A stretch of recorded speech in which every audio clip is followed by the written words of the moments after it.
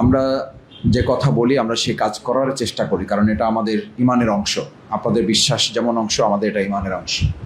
এটা শুধু আমার সংসদ সদস্য হিসাবে না, এটা আমার বিশ্বাস, এটা আমার ইমান, এবং এটা আমার পরকালে জান্নাতের অংশ, এটা আমার ইবাদতের অংশ। সমাজের কল্যাণে কাজ করাটা এটা আমাদের স্রষ্টার পক্ষ থেকে, আল্লাহর পক্ষ থেকে ঠিক ওরকম নির্দেশ। সুতরাং এই কাজ না করে আমার কোনো উপায় নেই, এটা আমাকে করতে হবে। এক্ষেত্রে আপনারা স্মরণ করিয়ে দিয়ে আমাদেরকে যে এগিয়ে নিয়ে যান, এটা আরও একটা এক্সট্রা আমাদের জন্য সহযোগিতা, এবং এটা যেন অব্যাহত থাকে সেই প্রত্যাশা ব্যক্ত করছি। দ্বিতীয় হচ্ছে যে মাদক, সন্ত্রাস এবং চুরি ঘটনা যেগুলো আছে আপনারা জানেন, আপনারাই বিচার করবেন, আপনারাই মূল্যায়ন করবেন। সেটা হচ্ছে এই যে মাদক আমরা কবর রচনা করতে পারি নাই, কিন্তু একটা কথা বোধহয় আপনারা স্বীকার করবেন বা আমরা বলতে পারি যে রাজনৈতিক আশ্রয় প্রশ্রয়ে মাদকের যে স্বর্গরাজ্য হয়েছিল আমাদের ফল, সেই জায়গাটার আমরা কবর রচনা করতে পারছি।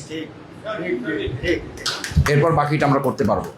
এইটা যেহেতু করতে পারছি, ওই যে বলে না মাজা ভেঙে যদি দেওয়া যায়, এরপরে বাকিটা করতে খুব বেশি আশা করি আমাদের সময় নিতে হবে না, কারণ এটা তো রন্ধ্রে রন্ধ্রে ছড়িয়ে গেছে। ওই যে ক্যান্সার সংক্রান্ত আপনারা জানেন যে ক্যান্সার যদি অপারেশনও হয়, তারপর ওটার সাইড ইফেক্ট অনেক দিন, মানে বলা যায় সারা জীবন ওটা ভোগ করতে হয় আর কি, যদি বেঁচেও থাকে।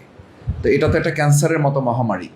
তবে আমরা এটা ঠিক যে আপনাদের সহযোগিতায় 12 তারিখের পর কিংবা তার আগ থেকেই আমরা চেষ্টা করেছি।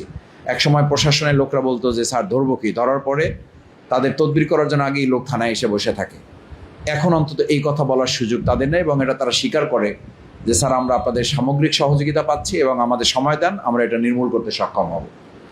চুরির ব্যাপারে ঠিক একই। আপনারা জানেন যে আমি আইনশৃঙ্খলা কমিটি 2টা মিটিং হয়েছে জেলায়। আমি নানান ব্যস্ততা সত্ত্বেও এই মিটিং 2টা মিস করি নাই। আমি ওই মিটিংয়ে বলেছি যে আমি 2টা লোভে এখানে আসি। একটা লোভ হচ্ছে মাদক নির্মূলে আপনাদের সহযোগিতা দরকার, এখানে সব কমিউনিটির লোকরা আসেন। দ্বিতীয় হচ্ছে যে এই ট্রান্সফরমার, গরু, তারপরে মাছ, এরপরে যে চুরির ব্যাপারগুলো, এগুলো রোধ করার জন্য আলহামদুলিল্লাহ বেশ কিছু পদক্ষেপ কিন্তু আপনারা জানেন যে অনেকগুলো চোরের ঘটনা কিন্তু আমরা ধরা পড়ার পরে এখন সেই সিন্ডিকেট যেটা, সেই সিন্ডিকেটেরও লোক আমরা ধরার চেষ্টা করেছি, এবং সেটা আইনশৃঙ্খলা বাহিনী ইতিমধ্যে সেই জায়গাগুলোতে তারা হাত দিয়েছে, এবং সেখানে আমরা কিছু সুফলও পেয়েছি। কিছু অসুবিধাও আছে। অসুবিধা হচ্ছে এই যে মানে আইনগত কিছু জটিলতা আছে, মাদকেও কিছু আইনগত জটিলতা আছে। এইগুলো নিয়ে আমরা সংসদে কথা বলবো ইনশাল্লাহ, এবং আশা করি যে এগুলো পর্যায়ক্রমে আমরা আস্তে আস্তে নির্মূলের পর্যায়ে নিয়ে আসা যাবে। দেখেন, মানুষেরই তো এই দুনিয়া, বসবাস, সমাজ, এখানে ত্রুটি বিচ্যুতি একদম সব আমরা শেষ করে ফেলতে পারবো তাহলে তার দেশে আইন শৃঙ্খলা বলের প্রয়োজন হয় না।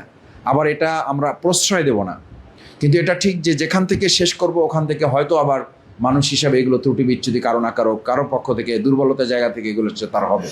আমি জেলখানায় থেকেছি, তো জেলখানায় কিছু অভিজ্ঞতা আমার আছে। মানে 12বার 13বার একটা ছেলেকে আমি জেলখানায় আসতে দেখছি 4 বছরে। আমি জিজ্ঞেস করতাম যে তুমি তো কয়দিন আগে বের হয়ে গেলা?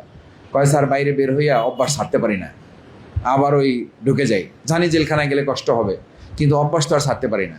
তো এগুলো কিছু বিষয় আমরা ছোট সময় দেখছি যে পারিবারিকভাবে চোর আছে, নিজে চোর, তার ছেলে চোর, তার চাচা চোর, মানে পারিবারিক চোর আছে আর কি। তো আমাদের এখনও এটা খুব লজ্জারই ব্যাপার। আমাকে একজন মেসেজ দিয়েছিল, আমি হাসতে হাসতে বলছিলাম, তো পরবার বলছে যে স্যার থাকিয়েছে, এটা সংসদে বলার দরকার নেই। আমাকে মেসেজ দিয়েছিল যে স্যার চুরির ঘটনা নিয়ে আপনি সংসদে একদিন একটু বক্তব্য দিয়েন।